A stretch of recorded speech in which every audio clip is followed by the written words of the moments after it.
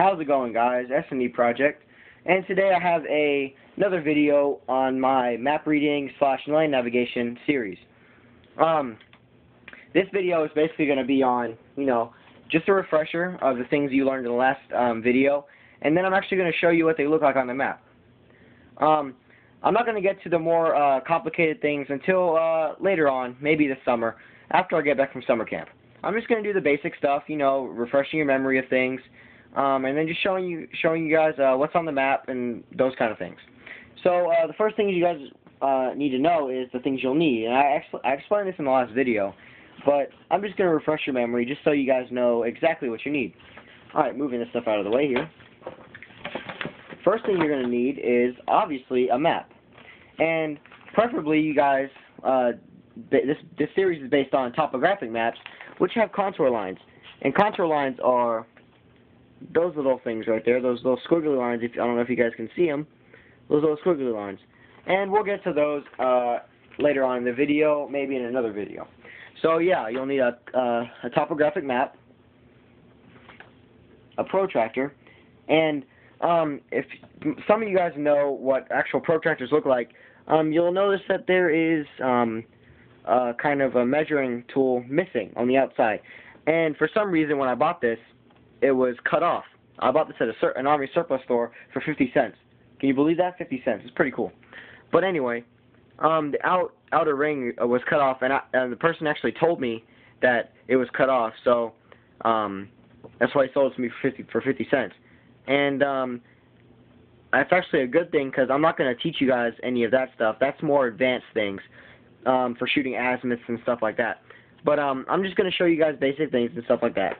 And the protractor you'll need, if you can read it, is the GTA, which is the Graphic Training Aid of the Department of the Army.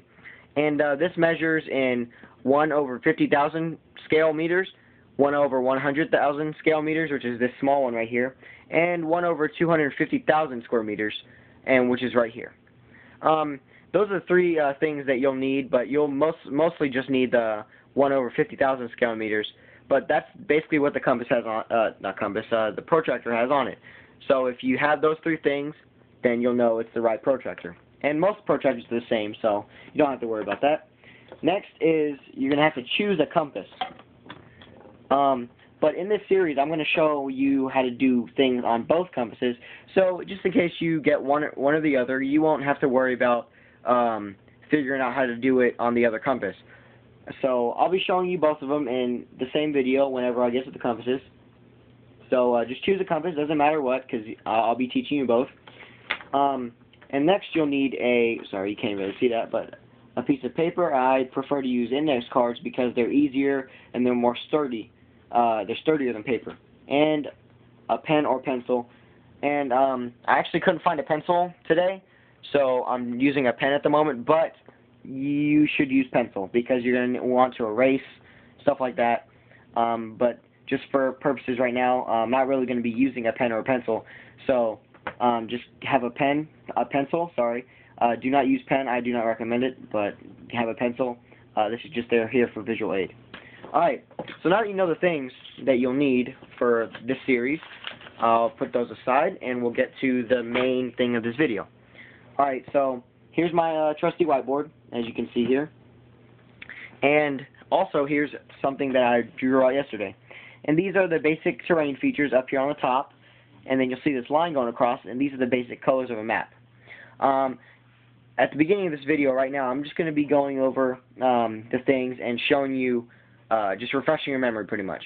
So I'm going to move this out of the way, and you guys will be seeing this along the way throughout this series. So just be looking for it. Alright, so starting off, the thing that you guys, just to refresh your memory, is what a saddle is. Now, if whoever doesn't remember what a saddle is, I'll show you right now. Oh, and hilltops are going to be marked by X's, just so it's easier for you guys to read. So those are X's, and these are hilltops. So wherever you see an X on the inside of a ring, that's a hilltop. And a saddle is in between two hilltops. So this is a saddle. And if you look at it on your hand, on your fist, it kind of looks like a horse saddle. Right here. So that's how you can remember a saddle. Just erase that. I'll draw it for you guys one more time. A saddle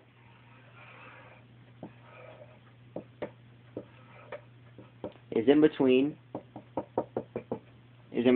two hilltops. So, just so you guys know, that's what a saddle looks like. On a map, I'll show you what it looks like when we get to the map portion of this video series. Next is a hill, and as I just said, hills will be marked by X's. So this is a hilltop. That's all you guys really need to know about a hill. It's pretty self-explanatory. I just said it. It's going to be marked by X's. A ridge is a little bit tricky, but not too much. A ridge is a series of hilltops, and this is a ridge line right here, going all the way across the top of these hills. So that's basically a ridge line. You guys will see that on a map, but it's not written out for you, so you're going to have to kind of look for it if you're looking for a ridge. Next is a valley. Now, hopefully, I hope you guys can see this. Here's a little hilltop here. Here's some contour lines. Now, this is a valley. Hope you guys can see this. Sorry if you can't.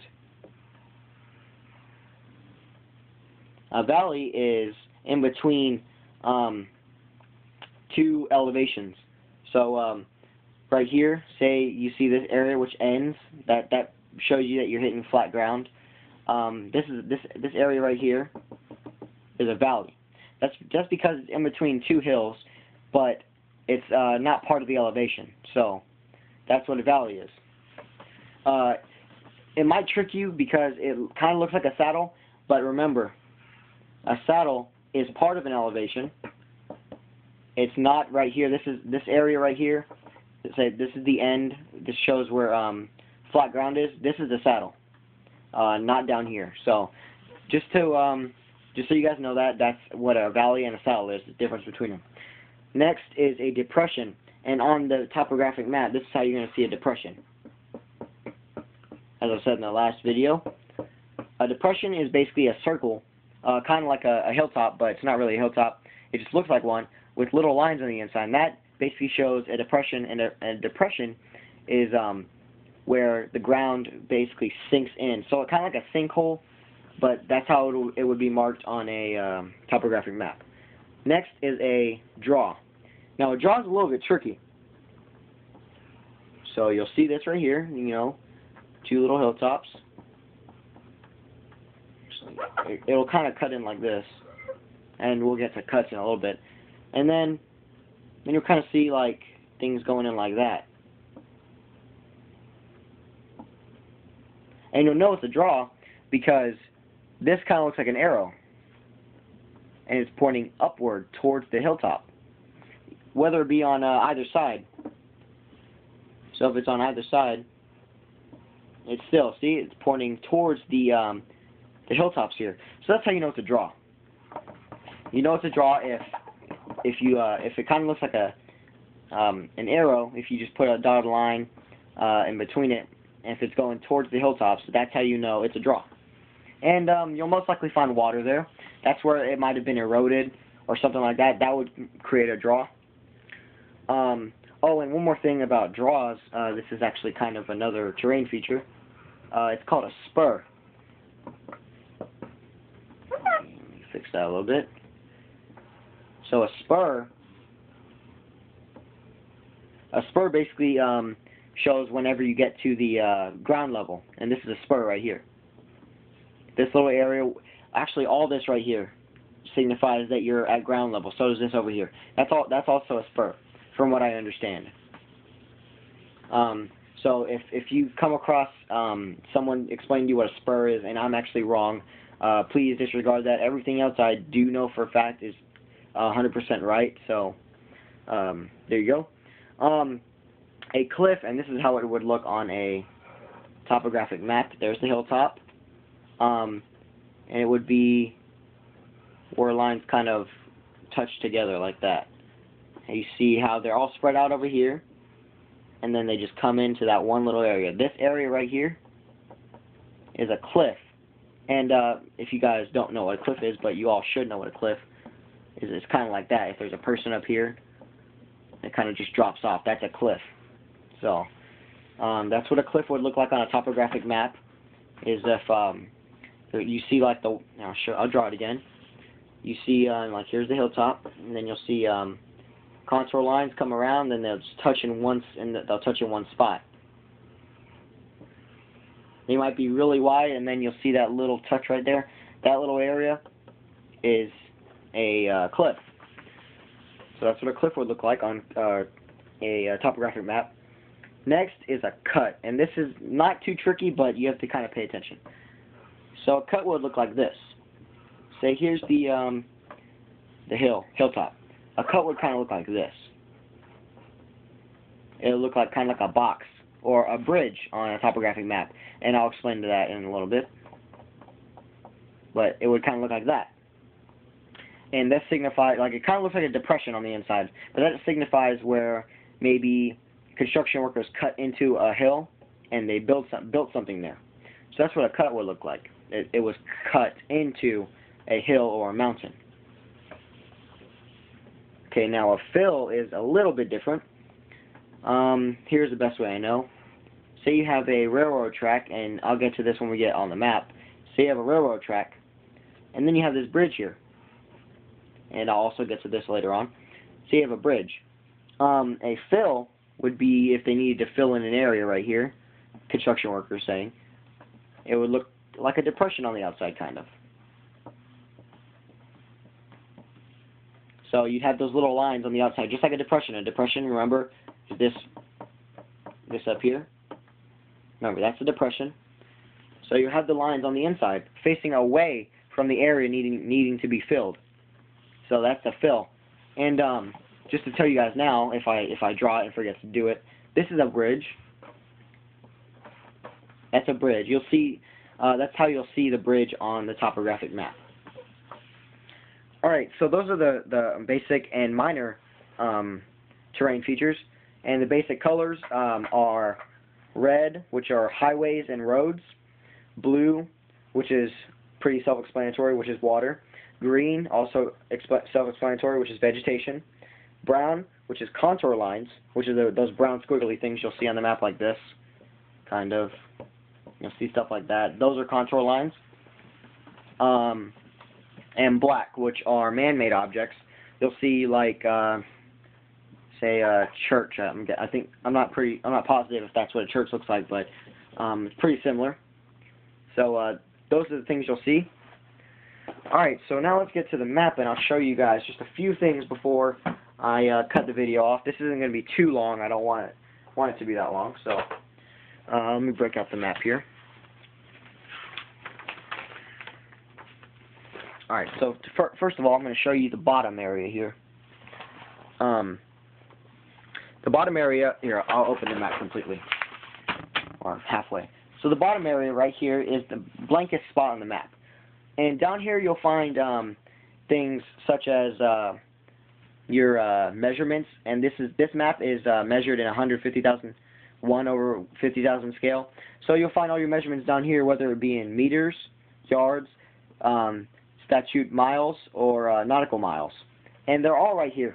I'll show you guys a little bit right there. This is where all your measurements are. I'll get a pointer so my finger's not in the way. This is where your measurements are on the map. Right here. Here's your legend. If you guys do not know what a legend is where you'll find all of the things that are going to be on your map, like buildings, railroads, roads, just those kind of things. And it's usually found on the bottom left-hand corner of the map. And this is what it kind of looks like. You'll see different things said there, like, I don't know if you guys can see that, but the top up here says roads. This down here says railroads, and this one says boundaries. And that's what you'll basically find on these kind of on the bottom left-hand corner of the map, which is where the legend is. Over here, I don't know if you can see that, but that's adjoining sheets, and that's basically the boundary of your map. Like, if you look at this is of Tenino, I think I'm pronouncing it right, Washington. And this is just basically a small area cut out of a county or a place in Washington. And the adjoining map sheets right here, see this right here is the area of this map right here. And then you'll have surrounding areas where you can connect other maps to show you a bigger area of it. Let me fold the map up a little bit better. Right here, it'll tell you how to find an azimuth, whether like how to find north, grid north, true north, or magnetic north, and this is how you like shoot your azimuth and stuff like that, whether it be if trying to find your magnetic azimuth or your grid azimuth. And I'll get to those later on in the video. So that's pretty much all you'll need to really know at the moment right now. There's also some other features like, what's it called, the boundaries, where it tells you what boundaries and stuff like that, elevation guide, just some basic stuff. Some references right here. This map is separated into like where you find the half mark of the map, that's EH and EG. EG is on the bottom and EH is on the top, and that stands for Echo Hotel, which is on the top, Echo Golf, which is on the bottom. Alright, so that will conclude today's video on map reading / land navigation. I hope you guys enjoyed. I hope this helped you at all in any way. Thank you guys for watching. Thank you very, very much for watching. I really appreciate the support. Please share with your friends if this is actually giving you some good information. And if it's not, tell me what I'm doing wrong, and I'll try to perfect that for you guys. Thank you guys for watching. I hope you guys enjoyed. Take care. Have a great day, and I'll see you guys later in the next video. Bye.